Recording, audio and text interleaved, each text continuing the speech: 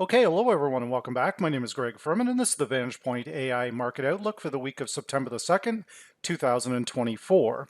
Now, to begin this week, we'll begin where we always do with that very important US dollar index. Now, when we're trading the dollar index in the US fiscal fourth quarter, we want to make sure we're looking at the current yearly opening price. We don't want to use a rolling performance model and basically guess at these levels. So the yearly opening price, depending where you take it from, either the Asian Open or the New York session, it's going to be between the 101 level and 101.43. So we can see that the dollar had a pretty good week.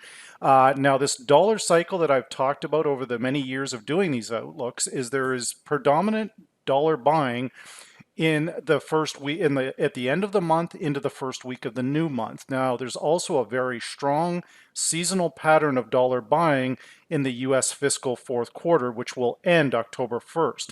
So right now, we can see that the Vantage Point indicators are clearly picking up on this, the predicted differences, the neural index, the neural index strength, and we're gaining momentum on the predicted RSI at 60.2. Now, again, the predicted RSI is not used as an overbought or oversold. It's used as a momentum indicator suggesting there is dollar buying coming. Now, a little bit of an issue with that neural index strength, but the main thing, we have to clear the Vantage Point T-cross long 101.94. If the dollar is going to fail, that's where it's going to be. Now, the media, in my respectful opinion, is completely out of control with the things that they're saying. There is no emergency rate cut. There is no emergency Fed meeting. The Fed is very unlikely to cut 50 basis points. They're building a narrative to weaken the dollar, in my respectful opinion, so the banks and some of the larger institutions can get a better price on dollar longs. So again, to confirm that, we need to clear 101.94. That will confirm that that seasonal pattern of dollar buying in the month of September up until the end of the month is still likely in the cards. Now, a direct comparative analysis between that and gold, we can see that gold had a good month of August, but it's completely stalling out on these verified zones, 25.29, 25.27. No new highs here from these two particular levels. And as we can see, we have an MA diff cross right here, the medium-term crossover versus the long-term crossover, or the strength of the medium-term trend has actually been weakening since August the 20th. We've had a retracement back up to that level, failed again. So what I would be looking for in the month of September is for gold to break down below the T-cross long at 24.85, but then we would look to rebuy those gold contracts into year end after October 1st. So again, the predicted differences are showing we are losing momentum in gold, predicted RSI moving down, neural index strength. We just need, again, we need to break down below that T-cross long to confirm this. And I will stress that. But the new monthly opening price for the month of September, that is likely going to be around 25.03. So it's going to be very difficult for gold to hold above this level if we get that dollar strength. Now, with the equity markets, looking at the S&P 500, this chart looks very, very similar to the gold contracts. But once again, we have a medium-term crossover on the equity markets that is trying to complete here. So I don't anticipate a great month for equities in September, but into year end, I think they should be fine. We just have to determine whether is the U.S. going to go into a full-on recession, a partial recession. We will have to see that, and we will monitor the Fed's comments. But right now, the Fed is basically telling us he's going to cut in September. Now, that may initially help stocks, but the longer-term view of that, the Fed may also say the economy is weakening. That will not help stocks, but by the indicators, basically in VP, that we have been losing momentum since August the 20th, the exact same day that we saw gold pulling back. So we're not making new highs in the equities of any real amount. Slightly new high over here on August the 26th. at 56.51, but nothing since then. So a breakdown below our T-cross long, that is coming in at 55.52, should send the equity markets lower based on the current indicators, but we need to complete that medium-term crossover, and we do have momentum building back to the upside on the predicted RSI. So it will be very interesting to see how this one plays out if we can actually, if the equity markets can fight off the Fed, the stronger dollar, all of these different factors that play into intermarket correlations.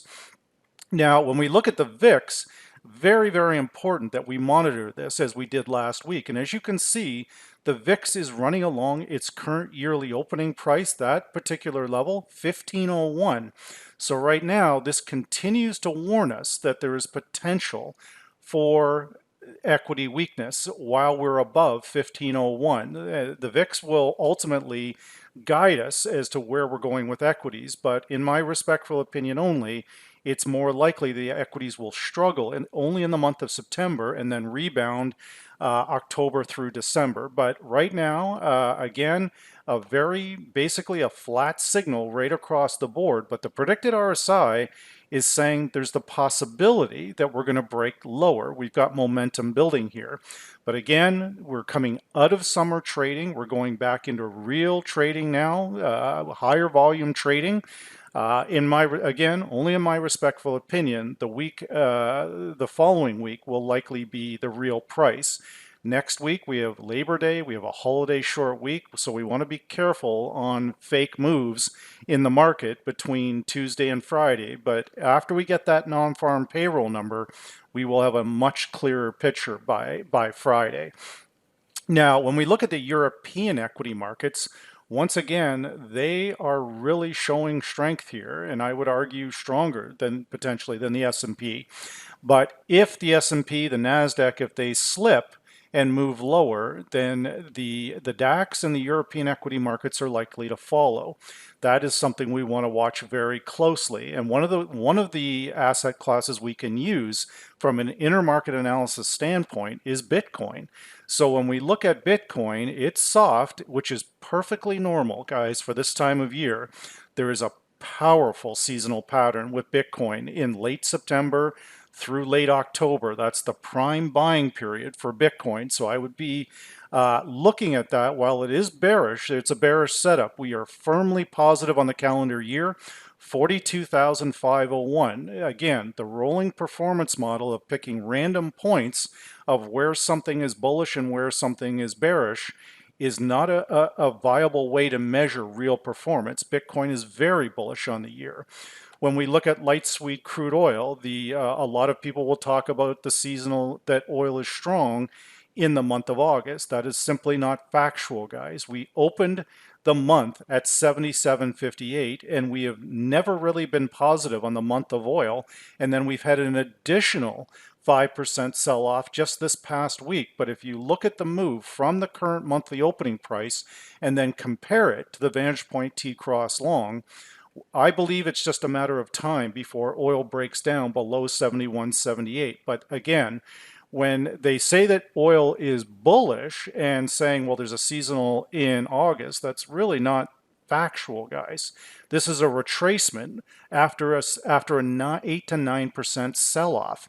And then we turned around and sold off again. We've come right back up to the monthly opening price for the third time, and it's sold off again this past week. This is something we've worked on in the VantagePoint live training room to use basically a non-subjective tool like the monthly opening price to gauge real performance. The performance on oil in the month of August was all to the downside. You've had these retracements back up, but again, what I talked about in last week's presentation is we are consistently making lower highs. And we have never been able to hold above the monthly opening price for more than 48 hours. It is technically bearish. This time of year, going into September through year end, it's usually nat gas that moves higher. The inverse correlation between oil and nat gas heavily favors natural gas at this particular time of year. Now, when we look at some of our main Forex pairs, Once again, the Euro US, one of the top traded forex pair, has succumbed to dollar strength. Now, what we can look at is, again, looking at the T-cross long in comparison to the, again, the dollar index below here, right at a breakout point on our T-cross long. We do a comparative to the euro, and we can see that it's in the exact same spot, sitting on the VPT cross long, but a much bigger level is sitting here, guys. The calendar yearly opening price from back in January 110.56. This is a make or break level for the euro, guys, and it's again, it's an objective line in the sand that tells us, okay, the euro has been bearish for 97% of the year. This period of about 12, 15 days, that's the only time of the calendar year the euro's been bullish, above that it's been positive on the year. So this, I would respectfully submit, keep a very close eye on this level. We're either going to rebound off here and go higher, or we're going to break down below it, and the dollar will reign basically supreme in the month of September, or at least part of it. The indicators from VP, we have a short-term and a medium-term crossover, and we have momentum building to the downside. Seasonals are one of the top tools to use in trading, guys, but they're not 100%. Nothing is 100%, but there's a high probability, because we're in the US fiscal fourth quarter, that there's required dollar buying of that fiat currency. Very important that I state that. Nobody needs to buy a stock. Nobody is required to buy a futures contract, an options contract, but they are required to buy fiat currencies at certain times of the month and certain times of the year. So there is a slight advantage to the downside that the euro is going to break down below 150.18, so 110.58, excuse me. So what we would be looking for is a break of that area, a clean break of it, then a retracement back towards it, and then an additional sell-off. That is something we will, again, monitor, but be very cautious around this level in the first couple of days of trading next week. Now, when we look at the US Swiss franc pair, once again, the value that you can see using the current calendar yearly opening price. Now, we're holding 84.06. Again, a make or break level here. We either hold and go higher, or we break down below it. The Swiss franc and the Japanese yen are by definition the carry trade. Keep an eye on this pair, because it will also tell you what to expect from dollar yen. But right now we have 3 consecutive days after a retracement. On August the 5th, we bounced clear off that, hit the VPT cross long, our critical medium to longer term predicted moving average, below it short, above it long.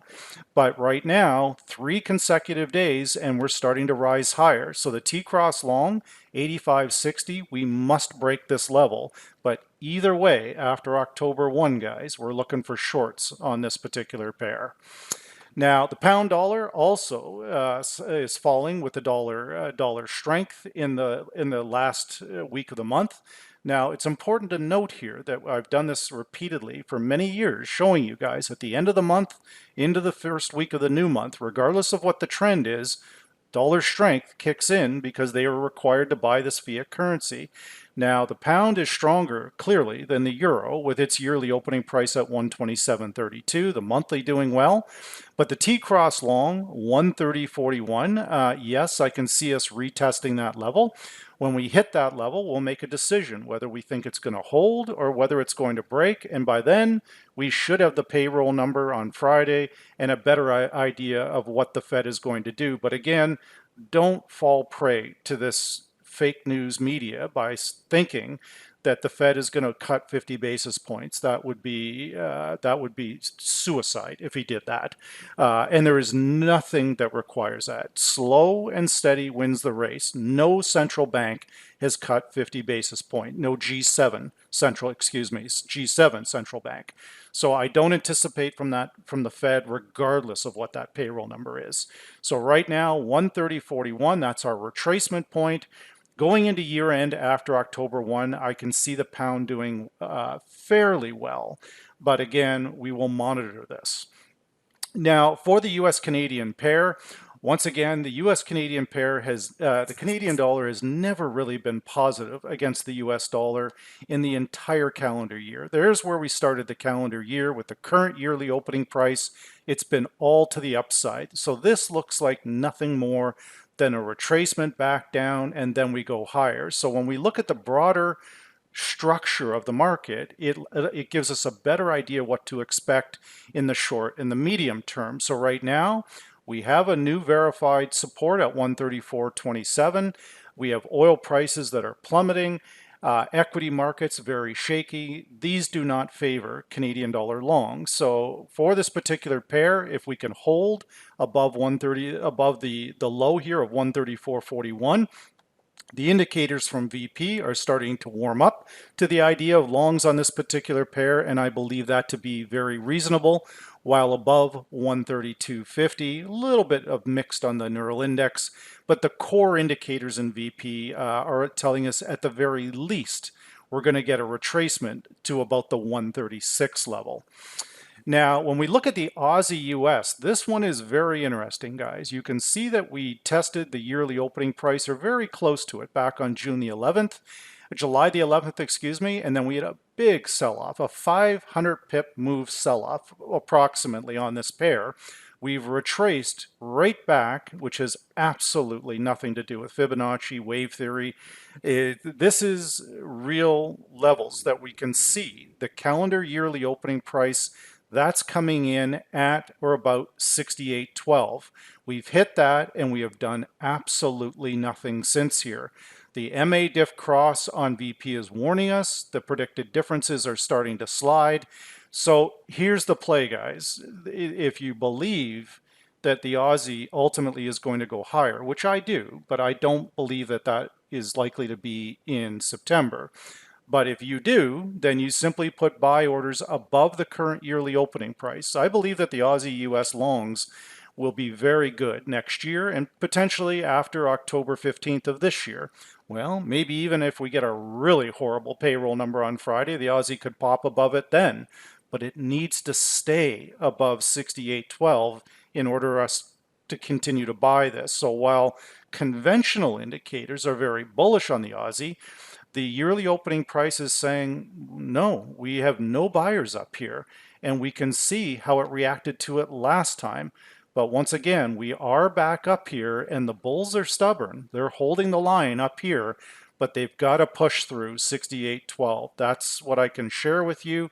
And again, something as simplistic as the current yearly opening price is extremely powerful when mixed with these VP indicators. The Kiwi, same deal here, guys. We're approaching 63.18, which will be the calendar yearly opening price on this pair. If the Aussie goes higher, the Kiwi will follow. That is the key. But which one do we take? Which one has a better opportunity between Aussie US and New Zealand US? So the lesson here is this pair, Aussie New Zealand.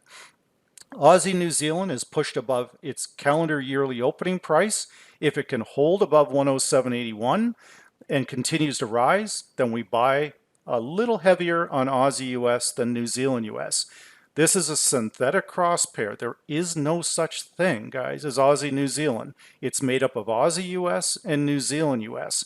So if it's rising, this pair is rising, it favors Aussie US. If it's falling, it favors New Zealand US. And that's something that very often is not explained in that format for people to understand what is this cross pair do and how does it affect our G7 pairs in the Forex market. So we do have a holiday short week. We are going to see some volatility over the next 10, 12, 14 trading sessions, but there will a clear trend will develop in the month of September. So with that said, this is the VantagePoint AI Market Outlook for the week of September the 2nd, 2024.